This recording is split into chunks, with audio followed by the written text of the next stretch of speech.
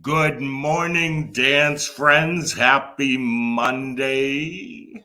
For those of you who may be coming off a dance weekend, I hope you are inspired and grateful to see your kids on stage or dancing in a ballroom.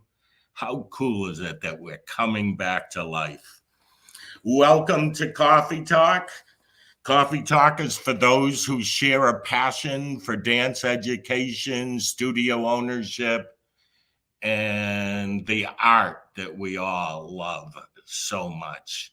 We are brought to you by the International Dance Entrepreneurs Association, and you can learn more about IDEA at ideadance.org. The International Dance Entrepreneurs Association is for studio owners dedicated to their businesses and quality dance education.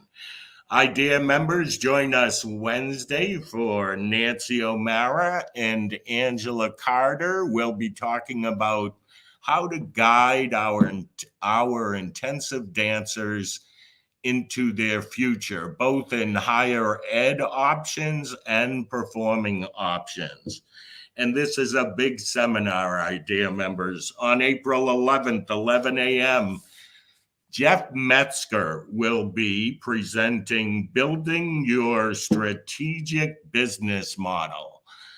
Jeff owns Kids Sports Center in Cincinnati, Ohio. It's a 162,000 square foot facility with 24 profit centers. Those are programs that he's offering. How cool is that? Tune in, IDEA members, on April 11th.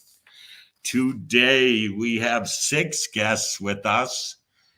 So, how do I want to say this? I love doing this kind of a show because I grew up with a mom who was a dance teacher, and in my mind, a legend in her time, and have spent my life carrying on that tradition of a passion for dance and dance education.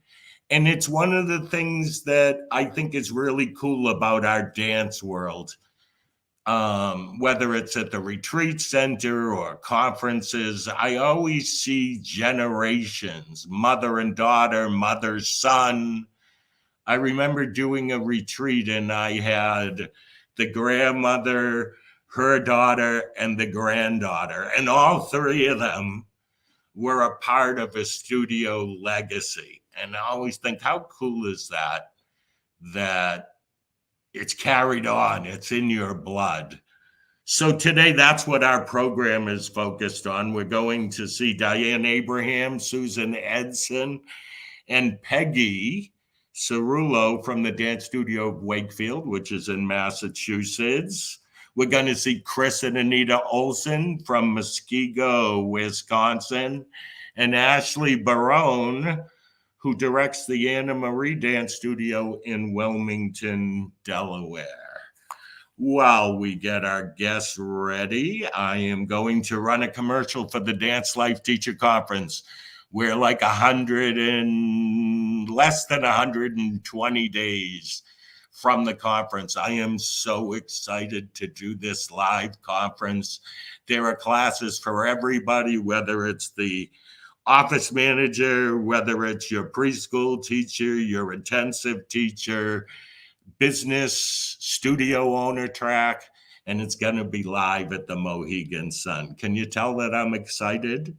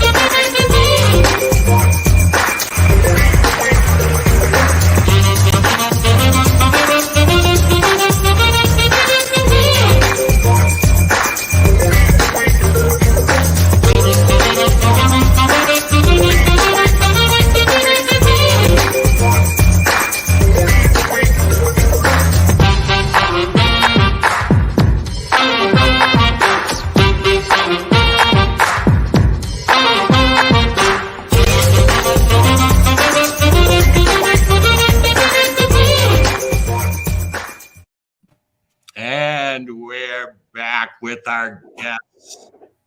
Hello, everybody, and welcome. Before we talk to them, I'd love to see who's with us today.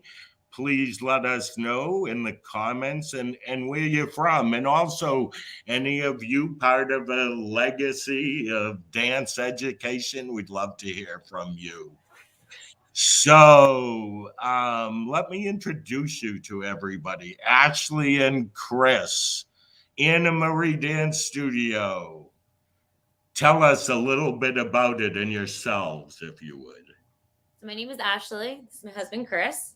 And we are owners of the Anna Marie Dance Studio located in Wilmington, Delaware. And it was founded by my aunt, Anna Marie Leo. And this is our 70th anniversary year. Wow.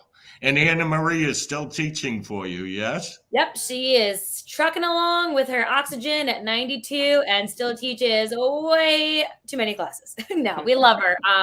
And it's a blessing for all the students to get to know her and still have her knowledge. Awesome.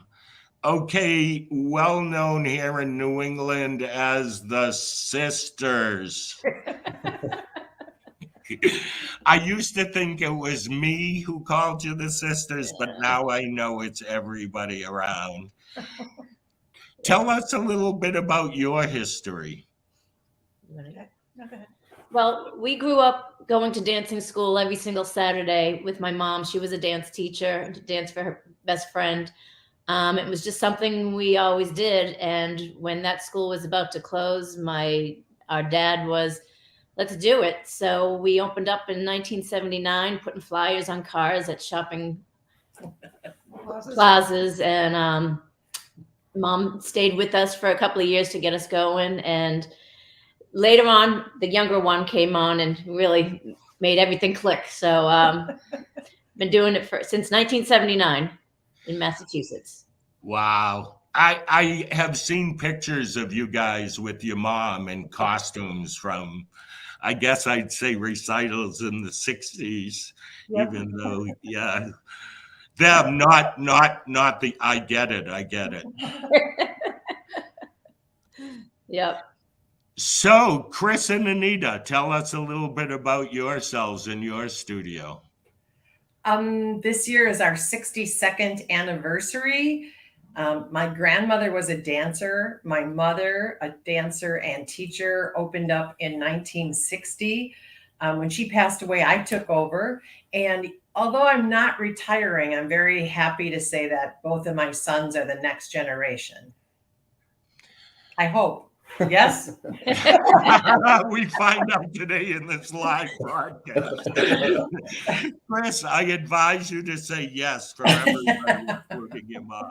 Yep. Okay, I want to ask, I'm sticking with you for a second, Anita. What's your first recollection of the studio? It was in our house, in our garage. My dad had this idea that we were in a very rural, still our rural community, that he thought my mom should start teaching dance and she wanted to bring the arts out into the country. And he put a tile floor and a bar and a mirror in our garage. And we had 2 students and one was me. How old were you? 3. Wow. Did you love this right away? Did you believe this was going to be your thing from being that young child, or how did that work? My mother was a stage mother, so it wasn't an option, but she did let me quit, and I quit at 10, and I took off a year. When I came back, then I knew that was my passion to perform, and I was in New York and LA, and then when she became ill, I moved back. So I still did not have interest in the dance center, but before she passed away, this was what she wanted, and she was certainly right. Just so that our viewers know, because I've been to your studio, I know you said it started in the basement. Chris probably going to know the answer to this question. How many square feet studio are you in now? So we operate 9 rooms and just under 20,000 square feet. Wow. That's something, huh? Come a long way, baby. Yep. Ashley and Chris, tell me a little bit about what your first memories, or more Ashley, I'm guessing on this, first memories of dance, maybe even your aunt who ran this studio. Yeah, I think probably back is my first recital. I remember my mother bringing me and just the energy of that first time on stage. I think I was probably 3 or 4. My mom was also a dancer, and she never followed that path because her own mother was not quite supportive of the arts in the way that my own mother was for me. So I kind of always knew I wanted to teach. I think I always enjoyed choreography and teaching more than performance itself. I remember being a little kid and teaching all of my friends my dances. And if they wanted to be my friend, they needed to learn them, obviously. And so now I still get to do that, and people still have to do my dances. So I think definitely having the spark of my family from a super young age. And I think the vibe of that recital really just kind of ignited that spark. So you knew after that show, that was it. Yeah, I wanted to teach. And when I got to college, I remember I couldn't dance anymore. I was in school and I was like, I need a job. And my mom was like, you should look at teaching so you can still dance and get paid for it. And I'd found a few studios that were willing to hire me. And I remember reaching out to my aunt to negotiate price and give me her advice. And my aunt has the longest running dance studio in our state. And I remember her laughing. She was like, no one's going to let you teach. You'll just be assisting. And I was like, no, really, I'm getting a job. She's like, I don't think so. And so I laugh now because she's definitely a professional, and you have to earn your way to a position in her program. She didn't want, teenagers teaching for her. She always prided herself on a very professional faculty. So after about 4 years, I would invite her to my shows and she could see the progression. And then I finally was invited to teach at her school. And now I laugh because now I own it. So. Wow, you had to earn your way into this business you now own. Absolutely. It's actually a good thing because not all people make the next generation have to work or prove themselves, right? Yeah.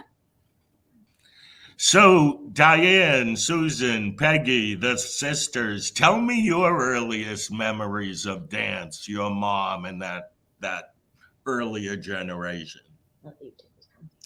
Well, I guess my earliest memory is it was always every Saturday, all day. We'd get up very early. We'd have to sit in the studio all day. We'd take our one class. We were always mad because we could never watch cartoons on Saturdays because we were at the studio. And,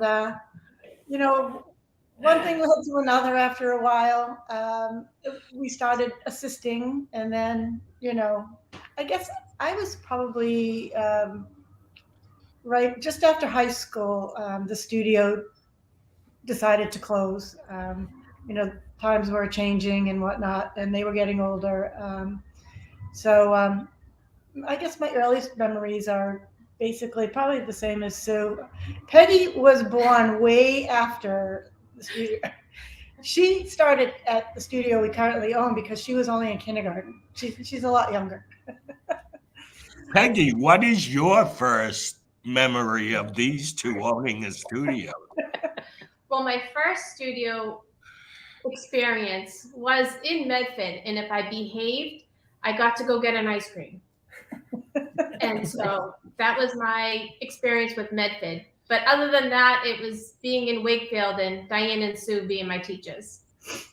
Really? Yep. Yeah, we're old. It's There's funny. between us. You wanted ice cream. Yeah.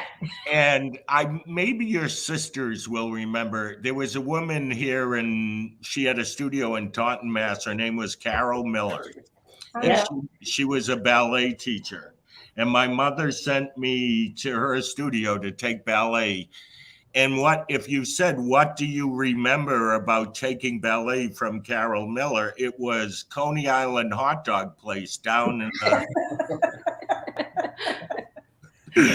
first floor of her studio, and I would think I was going for ballet, but what I really wanted was the Coney Island hot dog.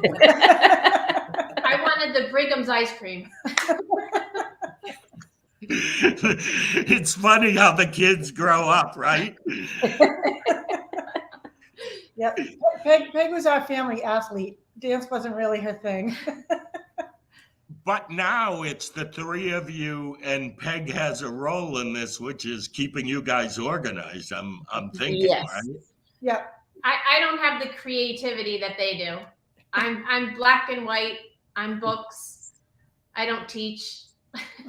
And that's why we're still here. So Anita and Chris, well, first let me back up. Chris, what's your earliest memory of dance? My earliest memory, unfortunately, my grandma, Anita's mother, passed away 2 months before I was born, so I never got to meet her.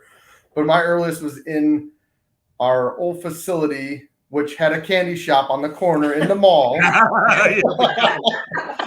It was all about food all those years. It was a weird candy shop, but it was on the corner, and we were inside of mall, and there was cobblestone, a hardware store, and a movie theater. And I vaguely remember the lobby, but that's all I remember. I don't remember any of the studios, but that we did. There were shows. There was like an old wood stage in the center of the enclosed mall that we did performances on. So people would stand for an hour on like a horrible cobblestone floor to watch a show. It was a horrible design, but people loved it. Wow. And you danced when you were younger, yes? Yes, I did. I danced for many years. Very cool.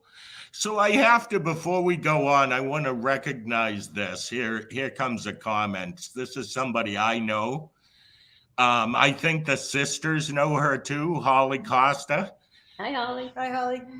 Her son Troy works for me, so I've known her and her mom for, I don't know, forever is really the truth when I say that.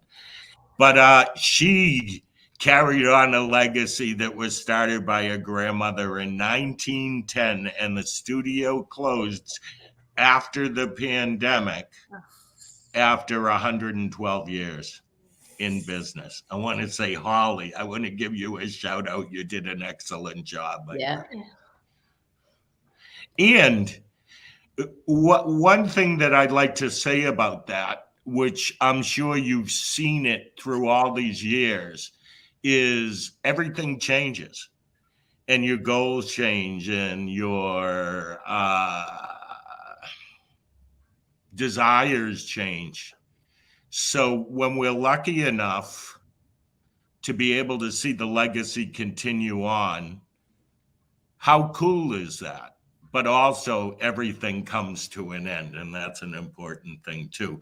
So I'm going to go to you, Ashley, first and say, what is the hardest part about continuing this legacy? What makes you maybe sometimes insecure about having this studio that's been around for all these decades? I think the hardest thing is just believing that as the current owner, I bring as much to the table as my aunt. She is a beautiful soul, a beautiful educator.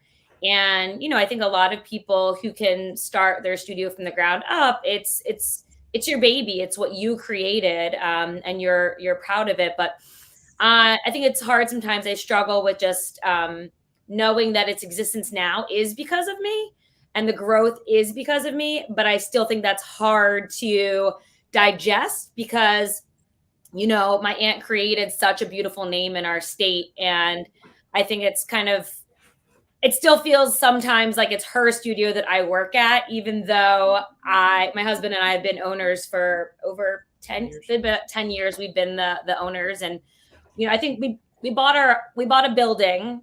She had always rented. And I think that helped a lot, just kind of making the moves that I knew were important to my aunt, but things that we were able to facilitate. but I think that's probably it. Just kind of always feeling a little bit like it's her legacy and not obviously, I want to leave my own legacy in addition. Understood. I remember when my brother was into his studio, probably like 10 years after my mother passed, and he made a statement that has stuck with me. Like, it was time to put on my own shoes now.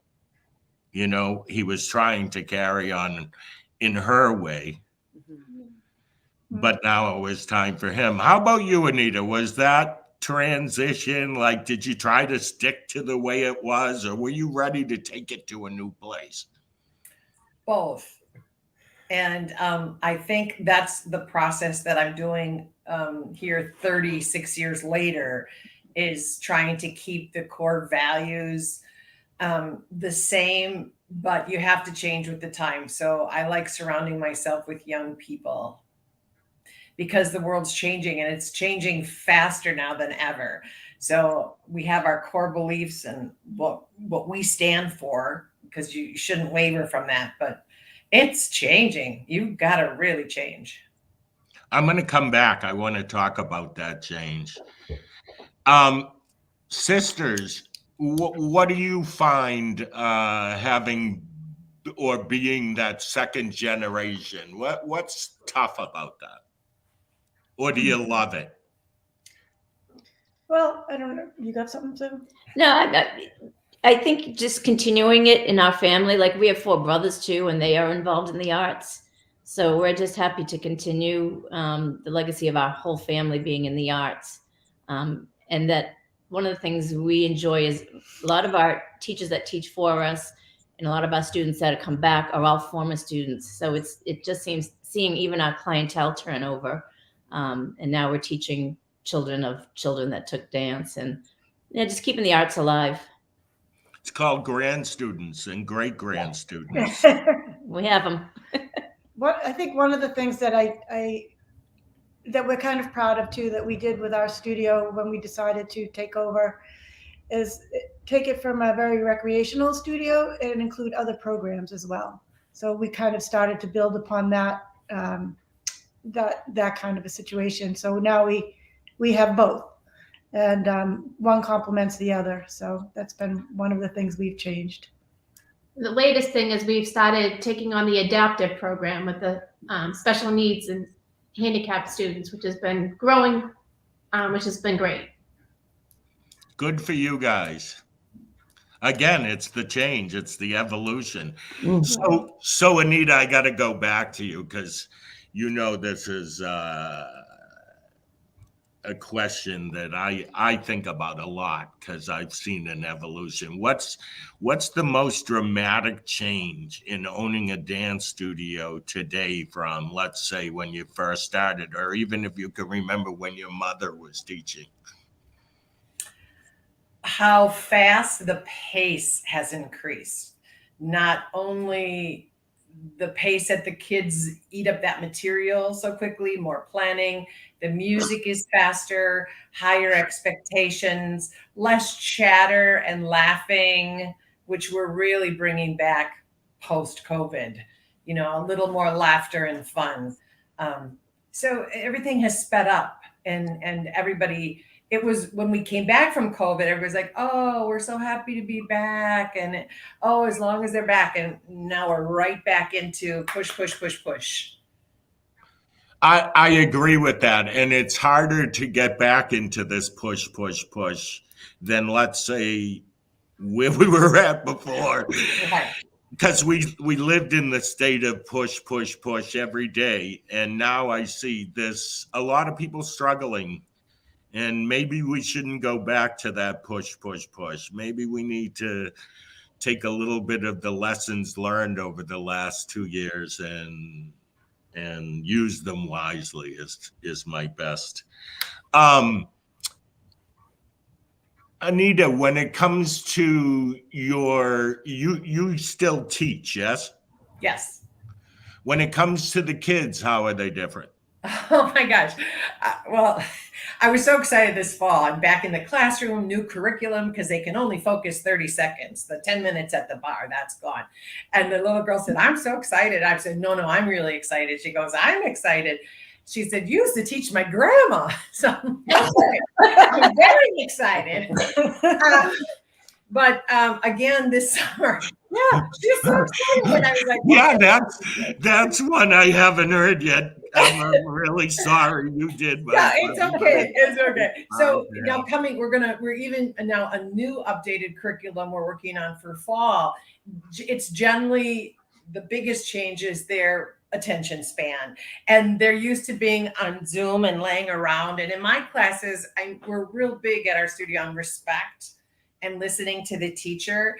And, so we've incorporated more props and the dots, and we just, you got to keep them moving. That playlist, don't turn around and look for a song to play, because you're going to lose them.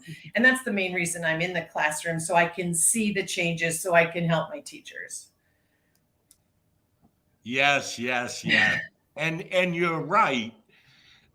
If I were to ask this question of all of you, and I said, so what did you offer 30 years ago? It probably would be ballet, tap, and jazz, right? Mm-hmm. And we probably were all doing preschool, like where they sang and danced and did the point passe, pas de bourrée, if they could. And now in 2022, there are 10 curriculums for preschool kids. There are styles of dance. I make a joke, everybody's heard me say it, that we can't even describe that kids do now. We can't define them: contemporary, lyrical. There has been a dramatic change in studio ownership and staying on top. Mm-hmm. Ashley, what do you see as the biggest change from dance education when you were in Anna Marie's studio and now? I think parents. I'm sure there's going to be a lot of people who write, agree. Like, I mean, for example, my own story, it's my own family. And when I wanted to teach there, and my mom said, I said I had to earn my spot. If there was ever drama or anything, my mom was like, deal with it. Like, if you want something, I guess you need to work harder for it, where now I just feel like, like it's a competition. Like, I don't think we need adjudication. Like, I don't think everybody needs a trophy. I don't think, there's like that. I think the parents, I'm just going to say the parents, I think, are the biggest difference. I think that, and I also think the dedication of the students. I think that my peers, we were a more dedicated group because we didn't have our hand in soccer, lacrosse, and, all the different things. We just did dance. I think we were less talented, but more dedicated as students back then. So I think those are the two differences I notice. I caught on. I loved what you said, but I caught on to the less talented, because it is true. When I look at dancers today and what they're capable of doing, I feel like I was good for my time, but I'm really glad I'm not in this time. Agreed. The quality of the dancer, and that means the training that we have to produce that dancer as well, and the education that we have to have. Biggest change for the sisters? Well, I think along with what everybody said, but I think it's important too that, like you said, we need to keep up with what's out there. Bring in the contemporary. Hip hop was a long road to get that settled down. We now have a lot of boys because of hip hop, so that's a good thing. But for us to stay with the times and go to conventions, go to things that are offered are really important, and for our teachers too, to keep up with it, because it is ever changing. And the kids have a lot of different venues and avenues to get more and more and more. And like I said, yeah, they're very talented. Yes. And there are more and more options every day, not only for us, but for our kids. Yep. And we have to keep up with what it is our kids need. so Right. that they don't go looking for it in other places. And we also have to, I believe, open our minds to, let's say it's hip hop curriculum, that we're learning the true base for hip hop, being knowledgeable as to why we do hip hop, the history of hip hop, etc. We have to be more educated and knowledgeable today so that we represent the things that we teach with dignity. Woo, I don't know where I went there, but that isn't true. I think So, did I let you answer, sisters? Yeah, I was just going to add that I think one of the things that has really changed dramatically is the application of music back from the records and sitting there with the cassette machine, pause and play and all the way to the computer now. It's definitely made our life so much more efficient and you know, just facilitates so much change being able to happen with music and what you bring into the classroom, because you can pop a song on your computer in an instant. So it's not the same old all the time, and cheaper. Yes. So, remember the pause button? And every pause button was different. So you had to learn your pause button. Because it could be a 8 and, or it could be and 8, and you hit it on that. And then you would never want to change because you'd have to relearn the pause button. I don't know what you're talking about. But listen, and there was only one copy of that tape, by the way, the master, and that might break or get caught in the machine, but that was it. So I'm going to go back to you, Anita and Chris. So those that may be watching today who have either a child or a relative that is really interested in carrying on the legacy, what are your recommendations for somebody who wants to encourage their child? Like, are there boundaries? Are there rules? How do you make that happen? I'm curious. We're still curious.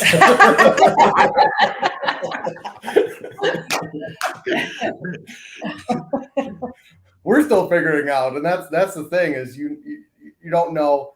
One thing I would say from my perspective is dance is an art form, but dance is a business, and so the person coming up needs to step outside the studio and work for another company to understand how businesses work, to bring that back to the studio. Ooh. And That's what you did. And I did that. I did two different jobs. I worked part-time, and you got to understand, because the family dynamic is the family dynamic inside the business and outside the business. I went and worked for other companies to see a dynamic that's different than ours.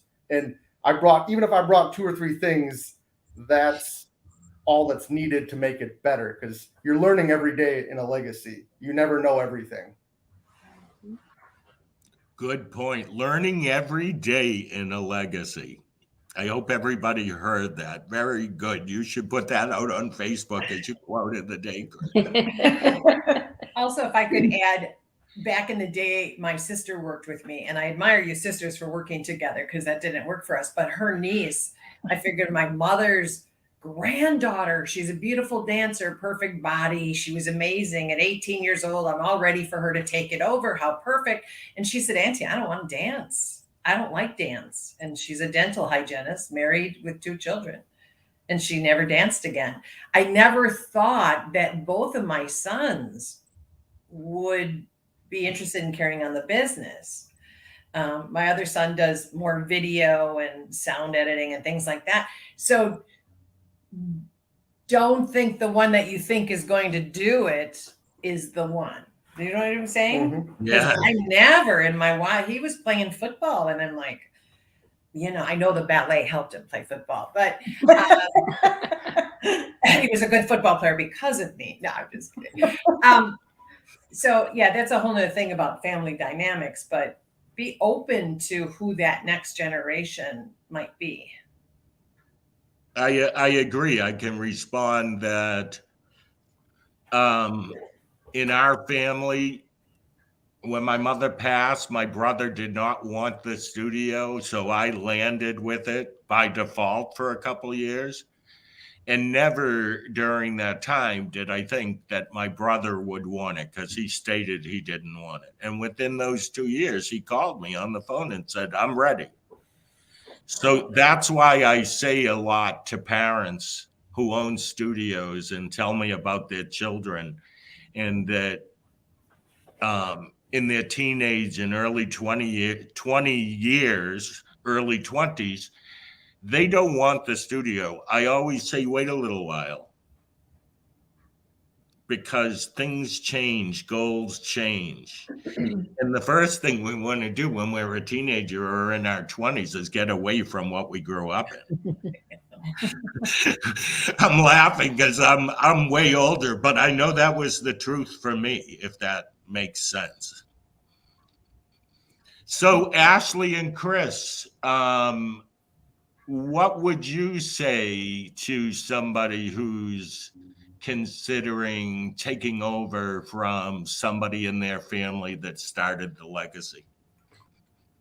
For me, it'd be get involved. Get involved early. Put yourself into the situation and ask to help, so you get a real in-depth realization of what this business is really about. We all enjoy the love of art. Not everybody enjoys the love of running a business. You need to have both.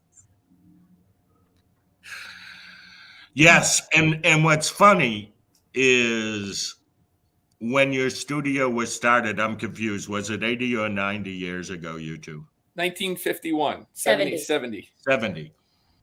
Nobody was thinking business. Your aunt just loved to teach and found herself a place to teach kids. And it wasn't about making a profit. It was about just being able to teach.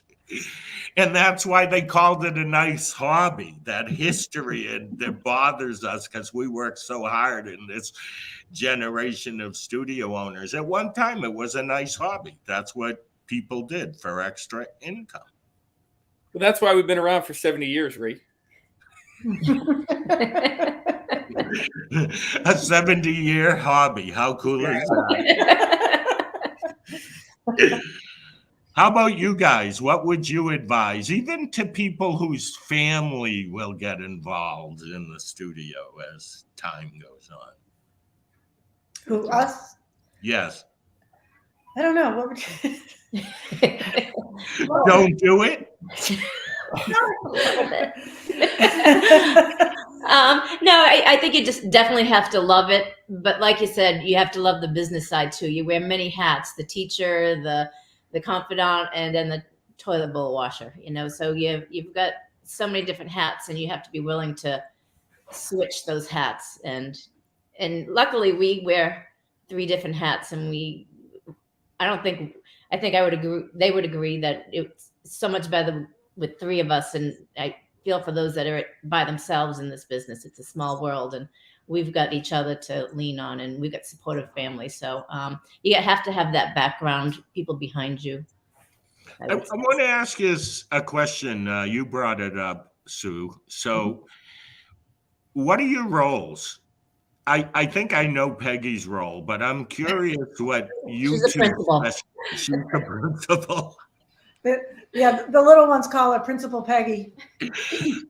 I get that. So what would you say is your role, Diane? Well, I've been here since the get-go.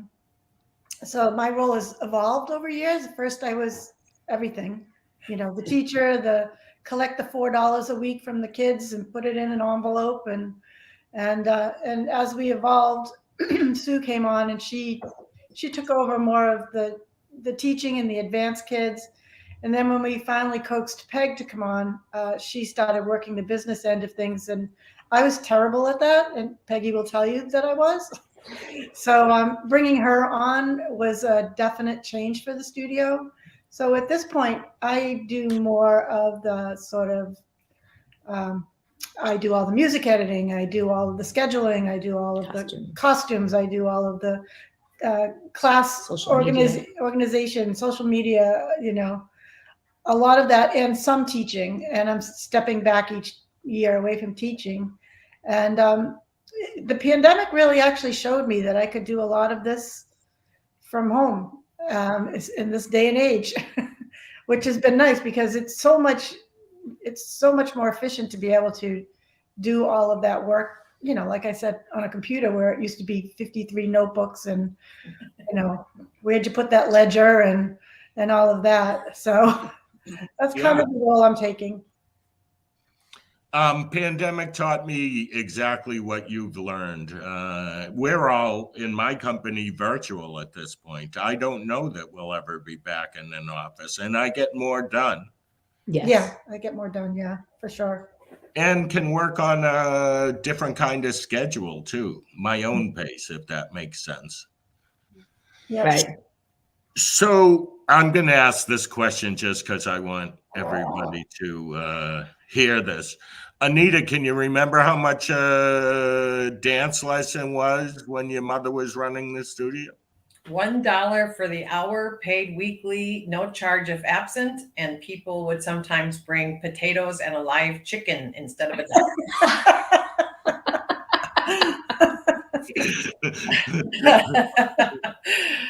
It's funny because I knew this teacher in New York, and she used to tell me that one of the things when she loved dance, she had her own studio. She's since passed.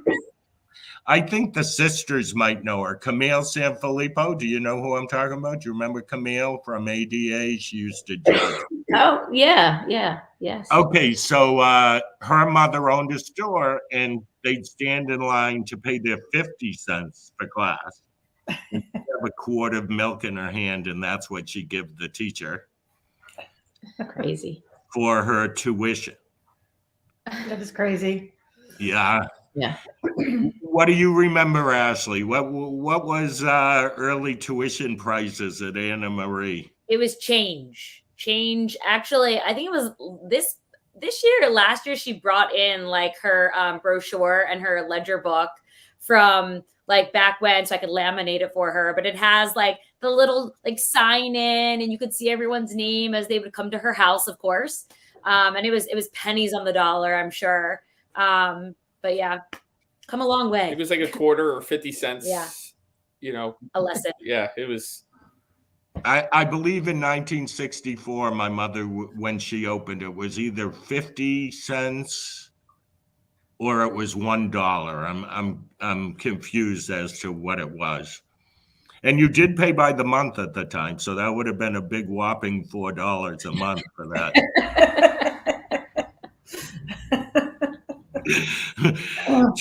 What was your first tuition, sisters? I remember $4. Yeah. So, And would sit there in a circle with the book and check their name off, and maybe 5 out of the 10 would bring the money. yeah. Oh, yes. Oh, yes. The going after people at the end of the year. See, I have a distinct memory of my mother's stress factor. Let's say it was 3 weeks before the recital and she was looking to see who still owed money. That's when your children disappear from the room right there. That's when. Yeah. We still do pay by the week, and it's still that way. We still chase. Oh, You wow. still It's amazing. pay. Yes. But no more live chickens or potatoes.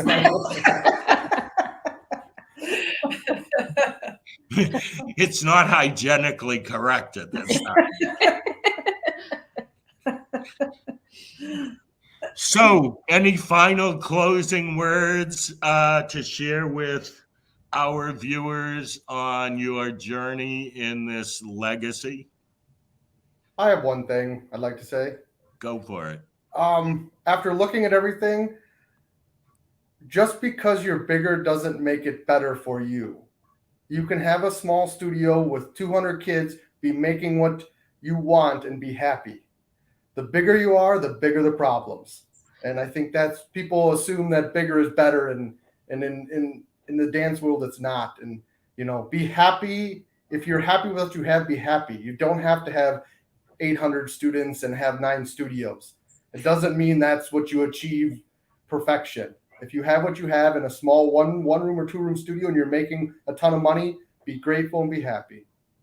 Yes, you can make as much money in a 2-room studio that's full of kids every day, all day, as you do with the 6-room studio with 1,000 families that costs an overhead that just makes you panic each month. Chris, that was phenomenal advice. Thank you very much. Yeah, I agree. I agree there, Chris. I mean, that was great advice. I mean, for me, it's certainly an understanding that this is a lifestyle, owning and running a business and being as involved as we are. It is a lifestyle, but also to have a succession plan and to understand that, there is going to be an exit strategy at some point. So start to develop that early and stick to your plan and adjust accordingly as needed. Okay.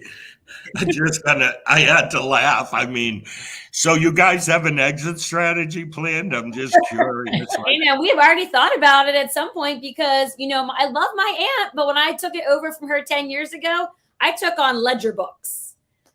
So we have only been off ledger books for 10 years since we've been owners. And I just think, I think there's an assumption if you have family that it's just going to float from one to the next. And I think that there's definitely, you need to, from the beginning, sort of think about the end if you want it to go on successfully, if there's hope for it to continue on after your time.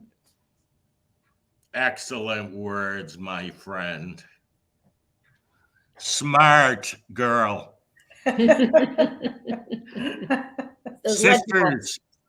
Sisters, close us out with some words of wisdom.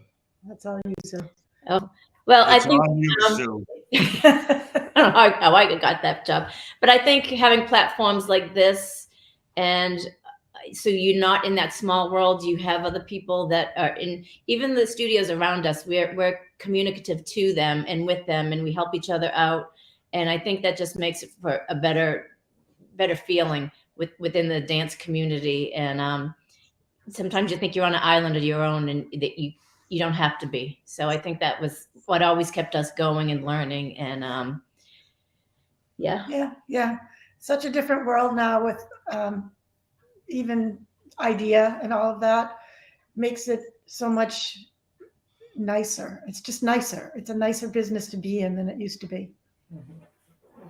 Yes. Want to know what makes it that way? In my mind, I'm thinking, okay, this is my philosophy. People are becoming confident enough in who they are and what they want for their studios that now they're not in fear of being friends with someone else who owns a studio or threatened by them. We happen to love to do the same thing. And it takes confidence to be able to be friends with other people and appreciate what they bring to the table. And I think our generation is the generation that has opened this door. I'm proud to say. yes. Yeah, I agree. Yeah, definitely.